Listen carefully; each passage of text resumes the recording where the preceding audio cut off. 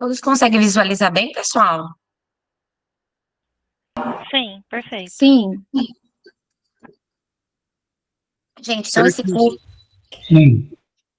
esse curso de microbiologia, ele foi um curso, né, que eu dei para algumas empresas principalmente de suplementos que terceirizam essa área de microbiologia, e eu acabei pegando ele, melhorando, fazendo bem um upgrade dele, porque eu dei esse curso em 2021, 2022 e 2023, colocando algumas adequações, e estou fazendo esse curso hoje para vocês. Aqui, né, eu tenho um panorama do que nós vamos passar para o curso, o que eu montei para esses clientes que terceirizavam o ensaio de microbiologia e tinham intenção aí, um até conseguiu fazer o próprio laboratório de microbiologia, acompanhei ele até o final. A estrutura do laboratório, os meios de culturas, as legislações pertinentes com os meios de cultura, porque a gente vai entender que depende do meio de cultura, tem uma legislação específica para cada matriz e para cada meio de cultura, equipamentos, quais são as legislações que você tem que seguir de cada equipamento para estar adequado, para que o laboratório esteja funcionando, os testes microbiológicos e metodologias que se aplicam, tá bom? Para estar ali seguindo tanto legislação quanto farmacopeia, os compêndios oficiais. Análise de água, lembrando que a análise de água é uma matéria-prima, mesmo que tenha ali a sua água potável, quais são os testes que são realizados, se for uma água de nível um pouco mais superior, purificada, quais são os testes, e as legislações pertinentes no nível geral. Então, eu começo bem do básico mesmo, falando um pouquinho de qualidade, e vou até o mais avançado, que são as legislações que é onde fica um pouquinho mais complexo. Aqui, gente, eu começo a falar um pouco de como que é aí a estrutura do laboratório, né? Quando a gente fala de um laboratório de controle de qualidade, Tatiana, desculpa só. Gente, se vocês puderem encaminhar o link para algum colega que não está conseguindo entrar, é só encaminhar o link que a gente está. Se puder encaminhar o link, por favor, alguém colocou aqui no chat, só encaminhar esse link do Zoom, tá bom? Acho que alguém do módulo, né, que mandou. Encaminhe o link do Zoom para mim, por favor. Esse link que eu encaminhei para vocês, se tiver algum colega, isso, que a Ana colocou. O laboratório de microbiologia, ele tem uma estrutura completamente separada do laboratório físico-químico. Isso eu digo até de filtros, tubulações, o sistema de ar não pode ser o mesmo sistema de ar que está no físico-químico. Eu não posso trocar a minha exaustão junto com o físico-químico. Fisicamente também, entradas têm que ser separadas. Microbiologia tem uma antessala, um lugar para você lavar as mãos antes de estar adentrando ao laboratório. Então, a estrutura de micro sempre será separada. Quando nós falamos de a parte de autoclavação, a autoclave tem que ter ali um espaço dedicado para autoclave, lembrando que a autoclave, ali como meio de esterilização, ela funciona como se fosse uma panela de pressão, você precisa ter um espaço dedicado. Aqui também falando um pouco da preparação de microbiologia e de amostras,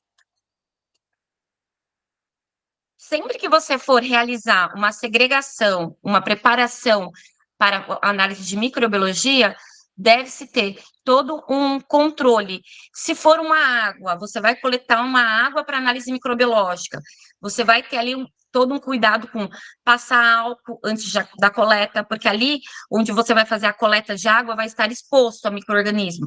Então, você vai limpar para que a água não esteja sendo contaminada com o micro-organismo que está saindo ali da torneira ou do bico que está dentro da área produtiva. Se for ali comprimidos ou algum tipo de amostra, tem que estar com luva, tem que ter feito asepsia antes para que você não contamine a sua amostra com micro-organismo do ambiente.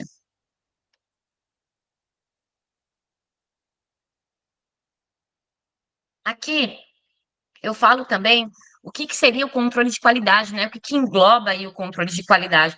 Quais são todos os aspectos que a gente tem aí dentro? Então, o controle de qualidade, ele vai cuidar ali das metodologias, ele vai cuidar ali da validação, das especificações, da emissão de laudo, todo essa confecção e acompanhamento, ele é realizado pelo controle de qualidade, logo também junto com a garantia da qualidade.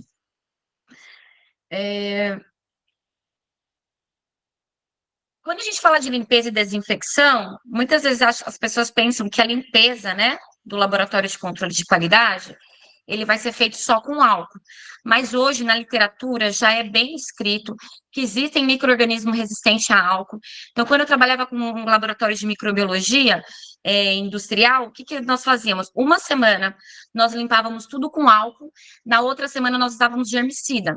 Por quê? Aí você não consegue deixar o micro-organismo resistente, você altera o seu produto de limpeza. Em hospitais também é feito dessa forma, tá, gente? Você não gera micro-organismos resistentes. Isso é uma forma de asepsia e antes, quando você vai usar ali um fluxo, uma capela laminar, a sua bancada, ela tem que ser totalmente asséptica antes de fazer qualquer coisa. Quando a pessoa prepara o meio de cultura no mesmo local, porque não tem espaço, que é feito as inoculações e semeaduras, eu tenho que fazer isso em tempos diferentes. Fala, Jéssica, não tenho espaço para deixar um espaço somente para meio de cultura, para preparo de meio de cultura, um espaço somente para preparação. Eu não posso estar preparando um meio de cultura que deve ser inerte ali, sem contaminantes, e ao mesmo tempo tá alguém fazendo semeadura, tudo ali no mesmo ambiente. Ah, Jéssica, mas eu tenho um fluxo laminar. Tudo bem, você tem um fluxo laminar. Ele inibe ali a saída de micro-organismo através do quê? Daquele fluxo unilateral ou bilateral, horizontal ou vertical, não tem problema. Só que você não pode estar ali no mesmo ambiente, porque pode ter fluxo e capela, tá? A gente tem um distanciamento certo também um do outro. Se você colocar um fluxo de frente para o outro, dependendo de como é ali a pressão, um contamina o outro. Eu já entrei em laboratórios de microbiologia que um era de frente para o outro. Se você entrar, normalmente, uns são paralelos ao outro, para que não tenha essa troca de ar que vem do fluxo da exaustão e não acabe contaminando o que está no meu fluxo e contamine o que está no seu. Então, também, quando você vai montar o laboratório, se você vai dispor de baixo fluxo, ele tem que estar estratégico. Não está virado para a porta também, porque a porta ali, ela é uma entrada de contaminante, então o ideal é sempre de trás para a porta, o fluxo, ou paralelamente à porta. Não fazer semeadura enquanto prepara-se um meio que você, meio desidratado, que nós vamos falar disso.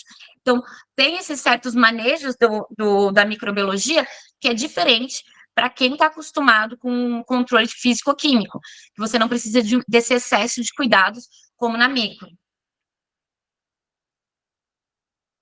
Quando eu falo de controle de microbiologia, eu também vou ter aí a parte de biossegurança, né? Todos os parâmetros de biossegurança são realizados da mesma forma, microbiologia com alguns adendos a mais. Quando se fala de produtos estéreis, mais ainda, não é o nosso foco, né, de suplementos, mas quando você fala de microbiologia de produtos estéreis, somente para entrar com algo um pouco mais, você entra com uma biossegurança de um nível maior, até mesmo com uso de EPIs, você faz um controle até mesmo da parede, aquela parte que você tem de cortina, né, você tem algumas cortinas de plástico dentro de algumas manipulações de produtos estéreis. Essas cortinas você coleta também plaquinhas para estar fazendo meio de cultura, coleta da mão das pessoas, você acaba usando um milipor, onde você coloca... O que é um milipor? Ele é um contador de partículas. Então, ali você encaixa uma placa do meio de cultura, você faz você faz ali como se fosse uma pressão para estar descendo ali o micro-organismo que está no ambiente e dali você cultiva aquela placa também.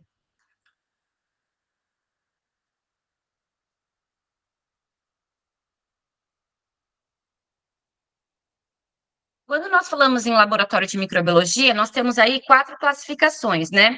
Classe tipo 1, 2, 3 e 4.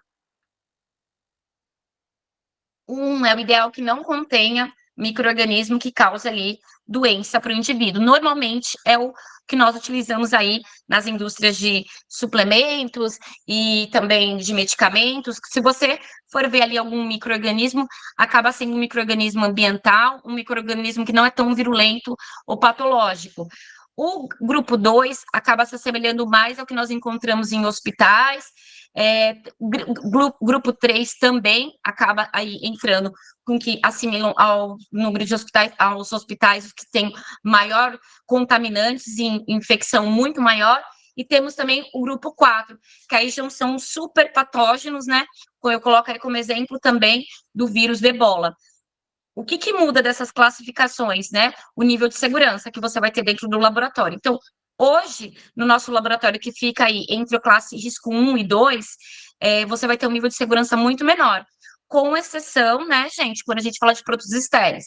Que aí, produtos estéreis, você precisa de um Tyvek, você precisa estar usando ali um capuz, você só fica com o olho de fora, você tem uma antessala. Nessa antessala, você coloca uma luva antes de colocar a sua paramentação. Passou a sua paramentação, você vai lá e troca a sua luva novamente. Então, é um cuidado muito maior, mas é um cuidado com o produto e não do risco patológico que se tem, tá bom? Quando eu falo de estrutura do laboratório, né, eu falo primeiro, falo muito de limpeza, né, do fornecimento de ar separado. Isso é algo que eu vejo algumas empresas também se confundirem, porque acaba, não tinha um laboratório de microbiologia e quero aumentar. Posso pegar essa sala e adaptar? O espaço em si, você até consegue. Eu vejo também isso com estabilidade. A Ana, que dá bastante consultoria de estabilidade também, algumas coisas são adaptáveis. Só que o que fica difícil do laboratório de microbiologia é espaço para autoclave e antessala, porque você precisa ter um lugar ali para asepsia das mãos antes de estar entrando. Quando eu entro com classificação também, Jéssica, porque tem as ISO, né? ISO 5678. A ISO 5 e 6, que são ali a legislação, são para fluxo laminar. Quando eu falo dessas ISO, eu tenho ali um range, um local, um valor que eu tenho que atingir de tamanho de partícula do meu fluxo. Quando é feita a minha qualificação no meu fluxo laminar, eu tenho um máximo de partículas que podem ser retidos ali. Então, você vai trabalhar ali com filtros mais especiais. Os 5 e 6, que são tamanhos de partículas em micras diferentes, são permitidos para fluxo laminar, e o 7 e 8 é para ambiente de sala. Quando eu uso 7 e 8? Somente produtos estéreis. Então, hoje, na nossa realidade, suplementos alimentares, eu vou precisar do fluxo laminar, ou ISO 5 ou ISO 6. Jéssica, tenho que ter essas ISOs? Sim, se você quer atender essas normativas, ou a pessoa que vai fazer a qualificação do seu fluxo laminar tem que atender. Você vai pagar para um terceiro e está atendendo a essas especificações.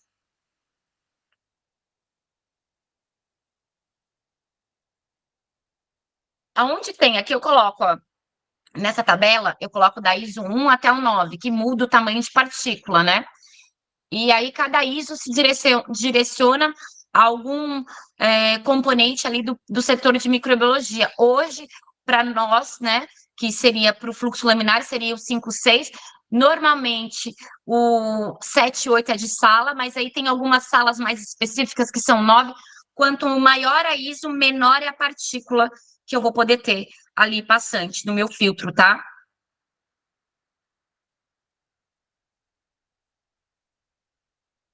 Aqui eu também falo um pouquinho do fluxo, né? Que ele pode ser, ele tem que ser unidirecional, o filtro tem que ser o EPA, esse filtro EPA, ele é de uma ultrafiltração, né? Um tamanho de partícula muito, muito pequena ali que ele vai estar retendo. É um sistema que ele é mais caro do que o normal, você não pode ter, eu vejo às vezes em um laboratório de microbiologia, não posso usar o ar-condicionado convencional? Não, gente, você pode usar ali, mas dentro da sua capela ali, você vai ter uma filtração diferente, que ela tem um preço mais caro. E no ambiente normal, se não for de produtos estéreis, na sala você pode ter, tá bem?